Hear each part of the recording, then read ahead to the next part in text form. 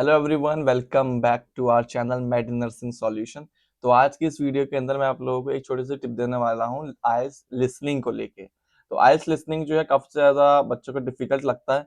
तो इस वीडियो के अंदर एक बहुत छोटी टिप दूंगा जो कि आपके बैंड स्कोर को 0.5 तक बढ़ा सकती है, सिर्फ यही एक वीडियो के लिए। तो देखो, जैसे ही आप लोगों को जैसे ही ये पेपर मिलता है ना, तो ऐसे इंस्ट्रक्शन बोलते हैं, याद है? different recordings, आप and जब you will practice have to करोगे आपको answer पता लगेगा कि ये questions based on instructions what बोलते you हैं। hear. तो इस इंस्ट्रक्शंस को आपको सुनना नहीं है। आप लोगों को यहाँ पे आना है, जैसे आप क्वेश्चन पेपर में मिलेगा, आप लोगों को कीवर्ड्स अंडरलाइन करने हैं। हाई जो आपकी जो कीवर्ड्स है ना, उसको हाईलाइट कर लोगे। पेन पेपर बेस दोगे तो आपको पेन से अंडरलाइन कर सकते हो, हाईलाइट कर सकते हो, टिक कर सकते हो। कंप्यूटर बेस दोगे तो आपको ऐसा आप नोट बना सकते हो या फिर ऐसे हाईलाइट कर सकते हो। ठीक है। तो आप लोगों को जैसे कि रिजर्व प्राइस है, तो मैं रिजर्व प्राइस को यहाँ से हाईलाइट कर लेता हूँ। नेम पूछ रहा है आर्टिस्ट का, तो मैं ऐसे नेम को हाईलाइट कर लेता हूँ। अब देखो, अमाउंट पेड यानी कि पेड अमाउंट कितना था, मतलब जो अमाउंट हमने दिया है वो कितना है। देखो यहाँ पे पाउंड का साइन है, तो ये जाहिर सी बात है कोई अमाउंट होगा यहाँ भी और इस वाले में भी। कोई ना कोई एक अमाउंट बताने वाला। यहाँ पे देखो डिस्क्रिप्शन बता रहा है किस चीज का। और यहाँ पे देखो लैंडस्केप है, इस लैंडस्केप को मैं हाईलाइट कर लेता हूँ। Width of painting without frame, कि उस पेंटिंग की विड्थ कितनी है विदाउट द फ्रेम, तो कितनी विदाउट फ्रेम जो है हमारा, हमें ध्यान रखना है। तो मैं इसको यहाँ से हाईलाइट कर लेता हूँ। और विद फ्रेम कितनी है विड्थ इसकी, 2 मीटर्स। ये 2 मीटर को मैं हाईलाइट कर लेता हूँ, क्यों? क्योंकि मुझे ये पता रहे कि जैसे ये 2 मीटर ऑडियो में बोलेगा तो मुझे पता लग जाएगा कि अच्छा लोकेशन ये है, ये यहाँ पर है इस समय। ठीक है। हाइट विदाउट फ्रेम 1 मीटर है, और हाइट विद फ्रेम कितनी है वो यहाँ मुझे लिखनी है। ठीक है। अब एक चीज इसके बारे में मैं ये बताना चाहता हूँ कि इसमें जो रिजर्व प्राइस है, वो ये बता देगा। उसके बाद जैसे ये सेकंड और थर्ड क्वेश्चन वैसे आंसर देगा ना, तो इसका आपको पता चलेगा कि ये साथ में ये आंसर दे देता है। मतलब सेकंड का आंसर देने के बाद तुरंत ही थर्ड का आंसर दे देता है, और फिर ये लंबा टाइम देता है फोर्थ का आंसर बोलने में। ठीक है। इस चीज का अभी हम प्रैक्टिस करेंगे तो आपको पता लग गया मैं क्या कहने की कोशिश कर रहा हूँ, है ना? और ये जो सेवंथ वाला क्वेश्चन है ना, ये इसका आंसर कैसे देगा कि 0.5 अलग तरीके से देगा। कैसे करेगा? ये बोल रहा है, देखो हाइट विदाउट फ्रेम जो है 1 मीटर है। ठीक है। और फ्रेम के साथ कितनी है, 0.5 और ज्यादा। समझ रहे हो? तो 0.5 आंसर नहीं है, वना ही वन आंसर है। ये देखो, विदाउट फ्रेम तो 1 मीटर है, और फ्रेम की चौड़ाई कितनी, फ्रेम की हाइट कितनी है 0.5, तो टोटल कितना हो जाएगा। तो इस तरीके से ये आंसर बोलेगा। अब ध्यान से सुनना, इसको प्रैक्टिस करते हैं और आप समझने की कोशिश करना। मार्क्स वाली बात नहीं है कि आप कितने सही करते हो कितने गलत करते हो, समझना जरूरी है। तो चलिए प्रैक्टिस करते हैं इसकी। There will be time for you to read the instructions and questions. Good So you write 2, 3, because questions 1 to 7. 7 सुनना। Good afternoon, madam. Yes, I see you successfully bid for lot 2374. good afternoon. 2374, तो इसका मतलब ये यहाँ पे इसको cross कर चुका है। अब ये बोलेगा रिजर्व प्राइस। सुनना ध्यान से। Yes, that's correct. I hope you are satisfied with your purchase. If I may say so myself, I think you got a real bargain. What you paid is not much above the original reserve price of £300.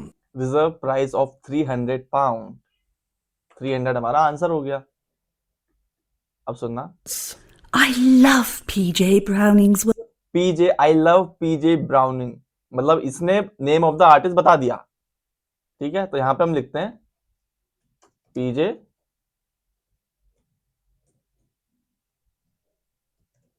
PJ browning. ठीक है। Work, and to be honest, I was prepared to pay a lot more. I'd decided beforehand that £500 would be my limit, 500 pound मेरी limit थी। so getting it £150 cheaper than I was prepared to pay for it was a wonderful surprise. ठीक है। इसको 150 रुपए का क्या मिल गया, इसे 150 रुपए की छूट मिल गई।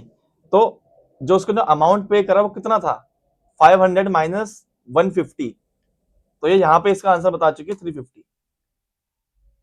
आगे बढ़ते हैं, सुनना। I have to say that 17th century paintings of rural English 17th century painting of 17th century painting, समझ गए? तो यहाँ पे क्या आएगा, 17th century.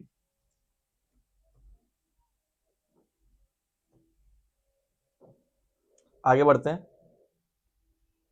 scenes like this one are rather underrated. The art world seems to want abstract paintings by modern rated. The rural English scenes like this one, सुनिए ध्यान से, बिल्कुल ध्यान सुनना। I have to say that 17th century 17th century paintings of rural English scenes rural English, like this one are सुनो ध्यान से। Then I was prepared to pay for it was a wonderful surprise. I have to say that 17th century paintings of rural English scenes rural English. तो ये जो है ऐसे answer कभी कभार बहुत ज्यादा फास्ट में आ जाते हैं। ये काफी ज्यादा मीडियम लेवल की इंग्लिश, आप मीडियम लेवल का ये टेस्ट बोल सकते हो। तो इस चीज की आपको कॉम्पिटेंसी बिल्ड करनी पड़ेगी कि आप लोग कैसे आंसर को ग्रैब करते हो।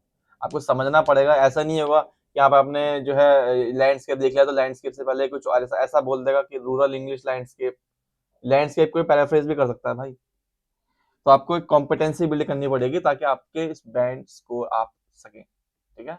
like this one are rather underrated. The art world seems to want abstract paintings by modern artists more. Geometric designs seem to be the trend today. Not my taste at all. I have a more conservative taste when it comes to art. The painting will blend in with my antique furniture at home. Well, I hope you have a big wall to put it on. Luckily, I'm very fortunate to live in a rather large country house. What are the exact measurements of the painting, अब ये हम बात कर रहे हैं measurements की। by the way? The width is 1.5 meters, and the height is 1 meter. Without the frame, that is. Without the frame कितनी हुई? 1.5 metre. If you include the gilt-covered frame, which is quite large to balance the size of the painting, you can add on another 0.5 meters for the width and the same again for the height, obviously. That shouldn't prove too much of a problem. I'm just happy I managed to win the bid for this wonderful painting. Before listening, आपको समझ में आया इसने क्या बोला? ध्यान से समझो, हाइट जो है फ्रेम की बिना फ्रेम की वो है 1 मीटर। फ्रेम की हाइट कितनी है? 0.5 मीटर। तो हाइट विद फ्रेम कितनी हो गई? 1.5 मीटर।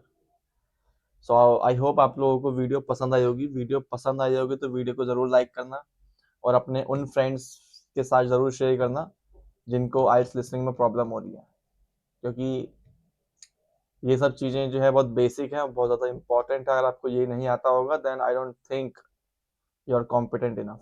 आप लोगों को 5.5 या 6 बैंड चाहिए तो then it is okay, but if you are a nurse and you want to score 7 or more than of it, then you have to build that much of competency. I hope you are getting my point. So thank you for watching this video and practice. और हाँ, आप लोग अगर coaching लेना चाहते हो आइल्स की तो आप लोग हमसे कांटेक्ट कर सकते हो। हमारे इस चैनल के बायो में आपको हमारा कांटेक्ट नंबर मिल जाएगा, हमारा एप्लीकेशन मिल जाएगा, हमारी वेबसाइट मिल जाएगी, रजिस्ट्रेशन करवा सकते हो आप। जैसे आप रजिस्ट्रेशन कर दोगे, फ्री ऑफ कॉस्ट है रजिस्ट्रेशन, जैसे आप रजिस्ट्रेशन कर दोगे हमारी टीम आपको कांटेक्ट कर लेगी। आप ओईटी की, आइल्स की, डीएचए की, किसी भी चीज़ की आप प्रिपरेशन करना चाहते हो तो आप लोग हमसे कांटेक्ट कर सकते हो। Thank you for watching.